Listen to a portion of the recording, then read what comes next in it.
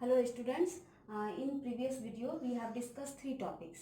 Three topics are natural vegetation, forest of the world and conservation of natural vegetation. In this video we will discuss rest part of geography chapter 4. Three topics are wildlife, rest three topics are wildlife, wild in India and conservation of wild life. आज हम क्या पढ़ने वाले हैं? तो wild life के बारे में पढ़ने हैं. इंडिया में वाइल्ड लाइफ किस तरह के होते हैं और वाइल्ड लाइफ को हम कैसे कंजर्व कर सकते हैं, यही तीन टॉपिक हम आज पढ़ने वाले हैं. First topic is wild life. पहला टॉपिक हमारा क्या है? वाइल्ड लाइफ है. The picture that comes in our mind when we think of forest. जब हम फॉरेस्ट के बारे में सोचते हैं तो हमारे माइंड में किस तरह का पिक्चर आता है? तो हम वाइल्ड लाइफ के बारे में सोचते हैं. और ये वाइल्ड लाइफ है क्या? What is wild life?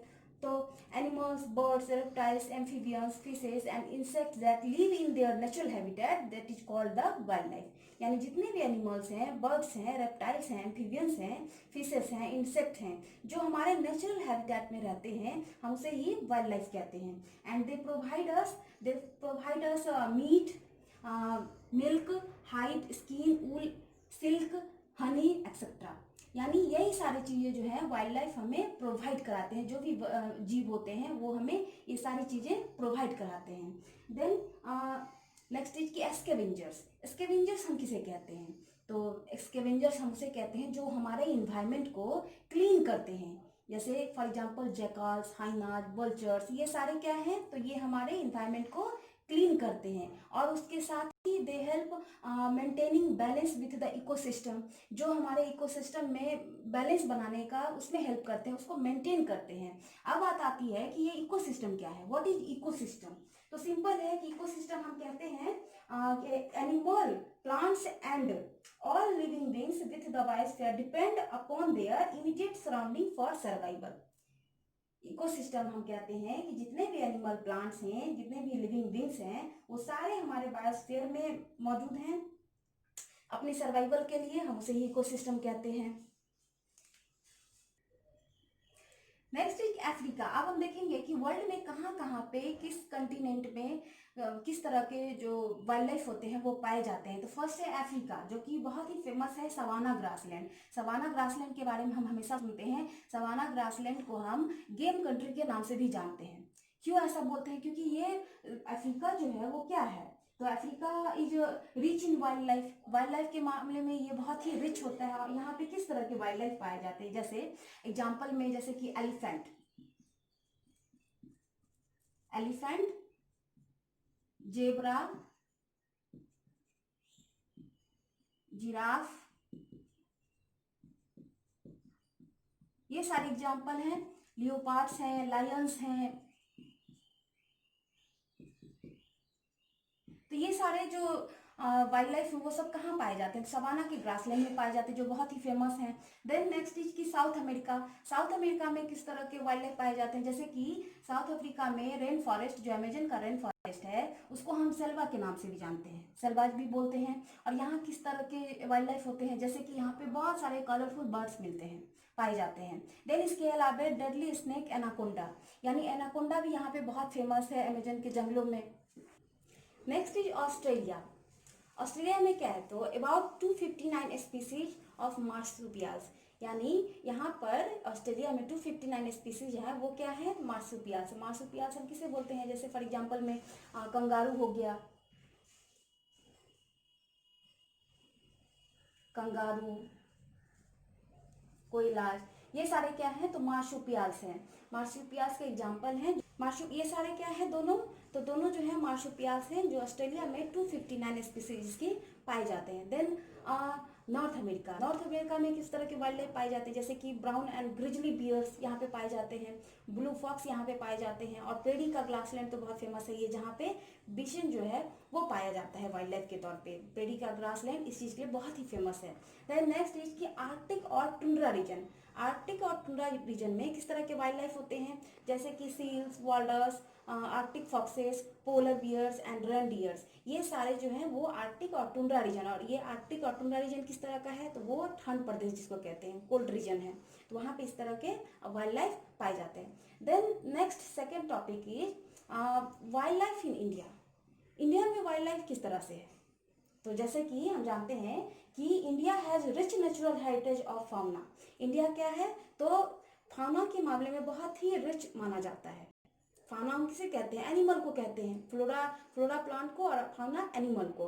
तो ये ध्यान रखना है कि इंडिया में जो है वो फाउना की जो वैरायटी है वो बहुत ही है।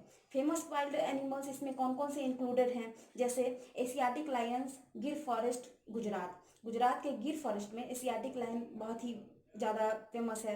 Royal Bengal tiger in Sundarban के डेल्टा में रॉयल बंगाल टाइगर पाया जाता है।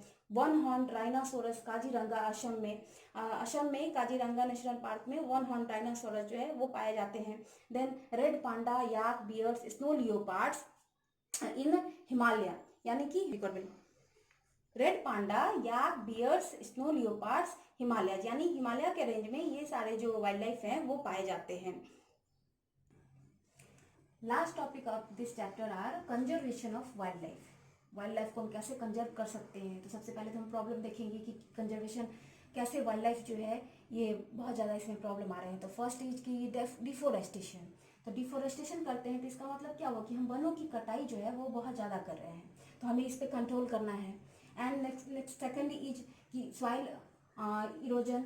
सेकेंड क्या है, तो सॉइल इरोजन है। सॉइल इरोजन यानी कि जब हम डिफोरेस्टेशन करेंगे ज़्यादा तो सॉइल इरोजन खुद ही हो जाएगा, यानी फॉरेस्ट जो है या फिर कोई भी पेड़ पौधा ट्री क्या करता है, सॉइल को बांध करके रखता है, यानी कि बाइंड करके रखता है रूट्स के द्वारा। जब हम पेड़ ही काट देंगे तो सॉइल इरोजन होगा ही, मिट्टी का अपरदन होगा ही।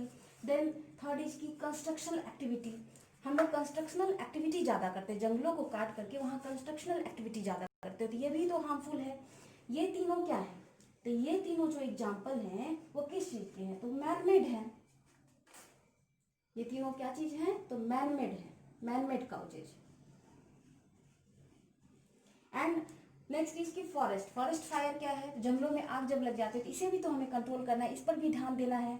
नेक्स्ट लैंडस्लाइड, ये जो लैंडस्लाइड्स आते हैं, अर्थक्वेक आते हैं, एक्सेट्रा एक्सेट्रा, ये सारे क्या हैं, तो ये भी तो प्रॉब्लम है। लेकिन ये किस तरह के काउजेज हैं, तो ये जो हैं वो नेचुरल काउजेज हैं।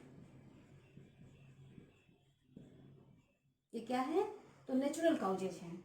एंड ये सारे क्या हैं, तो डिस्ट्रक्शन ऑफ वाइल्ड लाइफ, यानी कि ये सारे जो हैं वो काउजेज हैं।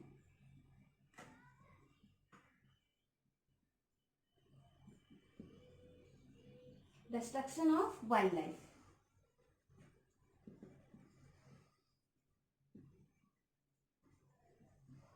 सारे क्या है, तो काउजेज हैं। ये तीन deforestation, soil erosion, constructional activity, ये सारे क्या है, तो मैनमेड काउजेज हैं। Then forest fire, landslides are natural causes. अब हम ये बात करेंगे कि कंजर्वेशन, वाइल्ड लाइफ को कंजर्व करने के लिए हमें क्या करना होगा। सबसे पहले डिफोरेस्टेशन नहीं करना है, यानी कि हम क्या करेंगे, तो एफोरेस्टेशन करेंगे। एफोरेस्टेशन यानी more and more tree grow, ज़्यादा से ज़्यादा हम पेड़ लगाएंगे, प्लांटिंग करेंगे, तभी जाके हमें क्या करना है, तो एफोरेस्टेशन करना है, यानी कि more and more tree grow करना है। ज़्यादा से ज़्यादा हम प्लांट लगाएंगे, ट्री लगाएंगे, तब हम वाइल्ड लाइफ को कंजर्व कर सकते हैं। जब जंगल ही नहीं रहेंगे, फॉरेस्ट ही नहीं रहेंगे, तो फिर ये वाइल्ड लाइफ कहाँ रहेंगे, उनका घर तो वही है। इसीलिए हमें एफोरेस्टेशन करना चाहिए ज़्यादा से ज़्यादा। एंड जब हम एफोरेस्टेशन कर देंगे तो ये सॉइल इरोजन की प्रॉब्लम अपने आप ही ठीक हो जाएगी, क्योंकि पेड़ पौधे क्या करते हैं, मिट्टी को, सॉइल को बाइंड करके रखते हैं। तो एफोरेस्टेशन करेंगे तो सॉइल इरोजन सही हो जाएगा। कंस्ट्रक्शनल एक्टिविटी पे हमें रोक लगानी चाहिए, ये हमें नहीं करना, जंगलों को काटना नहीं है, वहाँ जाकर के हमें कंस्ट्रक्शनल एक्टिविटी नहीं करना है। ह्यूमन क्या करता है, अपने फायदे के लिए, अपने कंफर्ट के लिए कंस्ट्रक्शनल एक्टिविटी करता है, जिससे वाइल्ड लाइफ को बहुत ज़्यादा क्षति पहुंच रही थी, उस पर हमें कंट्रोल करना है। फॉरेस्ट फायर पे ध्यान देंगे, लैंडस्लाइड जो आते हैं उस पर भी हमें ध्यान देने की ज़रूरत है, तब जाके क्या होगा, तो वाइल्ड लाइफ को हम कंजर्व कर सकते हैं। देन इसके अलावा हम क्या कर सकते हैं, तो प्रोटेक्टेड बाय गवर्नमेंट, यानी गवर्नमेंट के द्वारा इसको हम प्रोटेक्ट कर सकते हैं। कैसे, जैसे क्या क्या कर सकते हैं, तो वाइल्ड लाइफ पार्क्स बनवा सकते हैं, सेंचुरीज बनवा सकते हैं, बायोस्फीयर रिजर्व बनवा सकते हैं, इससे हम वाइल्ड लाइफ को प्रोटेक्ट कर सकते हैं, जो कि गवर्नमेंट के द्वारा किया जाएगा। देन लास्ट इज की वाइल्ड लाइफ प्रोटेक्शन एक्ट। उसके अलावा हम क्या करेंगे, तो वाइल्ड लाइफ प्रोटेक्शन एक्ट चलाएंगे। उसमें हमें क्या करना है, तो जो भी इंडेंजर्ड एनिमल्स हैं, स्पीसीज हैं, हम उसे प्रोटेक्ट करेंगे। किसके तहत, तो वो वाइल्ड लाइफ प्रोटेक्शन एक्ट के तहत करेंगे। ये सारे जो है वाइल्ड लाइफ को प्रोटेक्ट करने के लिए है कि उनको कैसे कंजर्व कर सकते हैं, और वाइल्ड लाइफ को कंजर्व करना बहुत ही जरूरी है। हम लोगों ने क्या किया है, तो डिफोरेस्टेशन हम ज़्यादा करते हैं, सॉइल इरोजन उससे हो रहा है, कंस्ट्रक्शनल एक्टिविटी हम ज़्यादा कर रहे हैं, फॉरेस्ट फायर हो रहा है, ये सारे पे हमें कंट्रोल करने की ज़रूरत है और सरकार को भी इस पर ध्यान देने की ज़रूरत है। और उसके साथ साथ ह्यूमन में, लोगों के मन में भी एक अवेयरनेस होनी चाहिए कि हमें वाइल्ड लाइफ को बचाना है, कंजर्व करना है उसे। अगर वाइल्ड लाइफ खत्म हो जाएंगे, फॉरेस्ट खत्म हो जाएंगे, नेचुरल वेजिटेशन खत्म हो जाएगा, तो फिर प्रॉब्लम हो जाएगा और ये प्रॉब्लम हम ही झेलेंगे, ह्यूमन ही झेलेंगे। इस पे हमें क्या करना है, कंट्रोल करना है। Students, I hope you all have understood what I have taught you in this video.